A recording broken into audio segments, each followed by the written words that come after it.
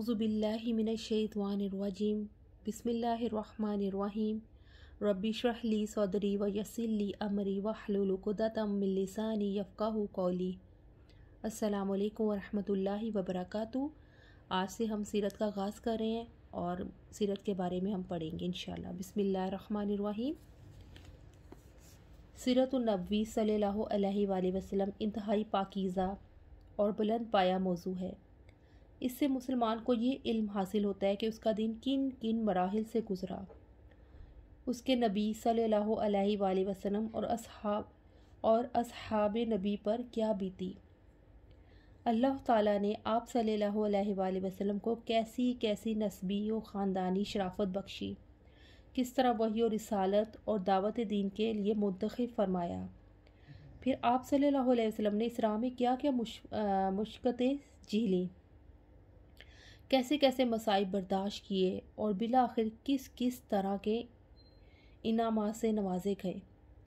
अल्लाह ताला ने पर्दा गैब से फ़रिश्ते भेजकर असबाब मोड़कर बरक़ात नाजिल फरमाकर मोजज़ात ज़ाहिर करके किस किस तरह आपकी नुसरत तायद फरमाई और कितने बड़े बड़े ज़ोर आवर लश्करों ने आपकी मुट्ठी भर जमात के सामने शिकस्त खाई।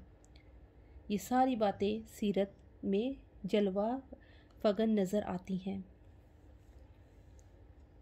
यही वजह है कि इब्तिदाई इस्लाम से आज तक इस मौजू पर लिखने लिखाने और पढ़ने पढ़ाने का बड़ा इंतज़ाम होता आया है और बहुत ज़्यादा एहतमाम किया जाता है। बिस्मिल्लाहिर्रहमानिर्रहीम। सबसे पहले हम नसब नामा मुबारक पढ़ेंगे। आपका मुबारक नसब नामा ये है। बिस्मिल्लाहिर्रहमानिर्रहीम। मोहम्मद बिन अब्दुल्ला बिन अब्दुल मुत्तलिब बिन हाशिम बिन अबद मनाफ बिन कुसई बिन किलाब बिन मुरह बिन काब बिन लवई बिन गालिब बिन फ़िह्र बिन मालिक बिन नदर बिन किनाना बिन खुज़ैमा बिन मुदरिका बिन इलियास बिन मदर बिन निज़ात बिन मअद बिन अदनान। और जो अदनान थे वो हज़रत इस्माईल अलैहिस्सलाम की नस्ल में से थे। अदनान बिल इत्फाक हज़रत इस्माईल अलैहिस्सलाम की नस्ल से है, लेकिन दोनों के दरमियान कितनी पुश्ते हैं और उनके क्या क्या नाम है इसके बारे में भी बहुत इख्तलाफात आते हैं। आप सल्लल्लाहु अलैहि वसल्लम की वालदा का नाम आमना था और उनके वालिद वहब बिन अबद मनाफ बिन ज़ोहरा बिन कलाब थे। ये वही कलाब हैं जो वालिद की तरफ से भी आपके नसब नामे में आते हैं। कहा जाता है कि इनका असल नाम उर्वा या हकीम था, लेकिन वो कुत्तों के ज़रिए से बकसरत शिकार खेला करते थे, इसलिए किलाब के नाम से मशहूर हो गए। अरबी में किलाब कुत्तों को कहते हैं। कबीला। आप कबीला कुरैश से ताल्लुक़ रखते थे, जो पूरे अरब में सबसे मुअज़्ज़ज़ कबीला था। कुरैश दर हकीकत फ़िह्र बिन मालिक या नदर बिन किनाना का लक़ब था। बाद में इसकी औलाद इसी निस्बत से मशहूर हो गई। यूँ तो इस कबीले को हर दौर में सरदारी हासिल रही, लेकिन कुसई को एक मुनफरद मकाम हासिल हुआ।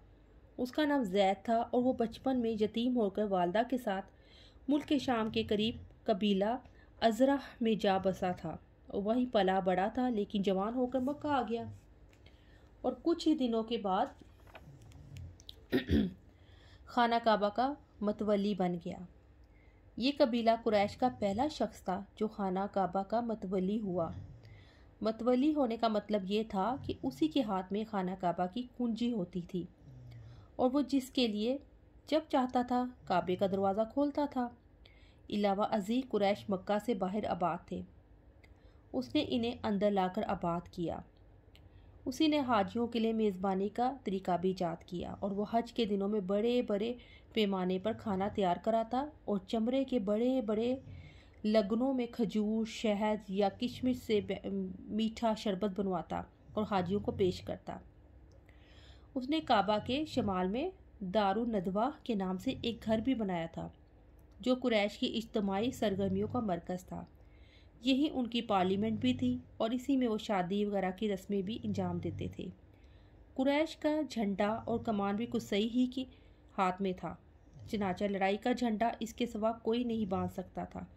वो बड़ा करीम और अक्लमंद था। कुरैश उसकी बात बेचूचड़ा तस्लीम करते थे। ख़ानदान। आप सल्लल्लाहु अलैहि वसल्लम का ख़ानदान आपके परदादा हाशिम की निस्बत से हाशमी कहलाता था। उनको कुसई के मुनासिब में से हाजियों की मेज़बानी का मनसब हासिल हुआ, जो उनके बाद उनके भाई मुतलब की तरफ मुंतकिल हो गया। मुतलब के बाद फिर हाशिम की औलाद को ये मनसब हासिल हुआ और इस्लाम की आमद तक उन्हीं के हाथ में रहा। हाशिम अपने ज़माने के सबसे अजीम इंसान शुमार होते थे। उन्हें वादिये बतहा का सरदार कहा जाता था। वो रोटी तोड़कर गोश्त और शोरबे में भिगोते और लोगों के खाने के लिए छोड़ देते थे। क्योंकि अरबी में इस तरह किसी चीज़ के तोड़ने को हशम और तोड़ने वाले को हाशिम कहते हैं, इसलिए उनका नाम भी हाशिम पड़ गया, वरना उनका असल नाम अमरा था।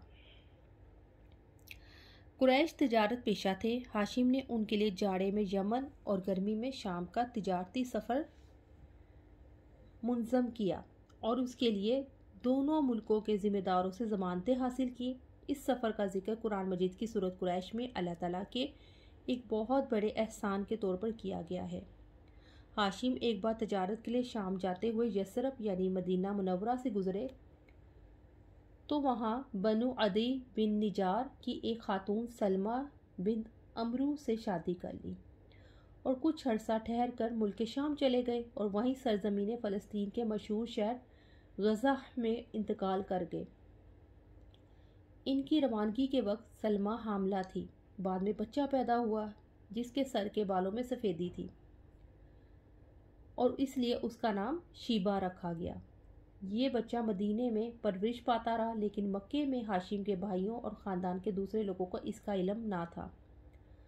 8 बरस बाद मुतलिब को इस बात का पता चला तो वो मदीना जाकर उसको अपने साथ ले आए और जब मक्के में दाखिल हुए तो लोगों ने समझा ये इनका गुलाम है, चनाचा उसे अब्दुल मुतलिब कहने लगे और बिला आखिर वो इसी नाम से मशहूर हो गया।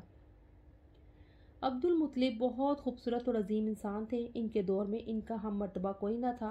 वो कुरैश के सरदार और मक्का के काफ़िले तजारत के ज़िम्मेदार थे। उनका लक़ब फ़ियास पड़ गया था। इनके दस्तरखान में जो बच जाता मस्कीनों, जानवरों और चिड़ियों के खानों के लिए रख दिया जाता था और इस बिना पर इनका ये अर्फ बन गया कि ज़मीन पर इंसानों और पहाड़ की चोटियों पर वहशी जानवरों और चिड़ियों को खिलाने वाला।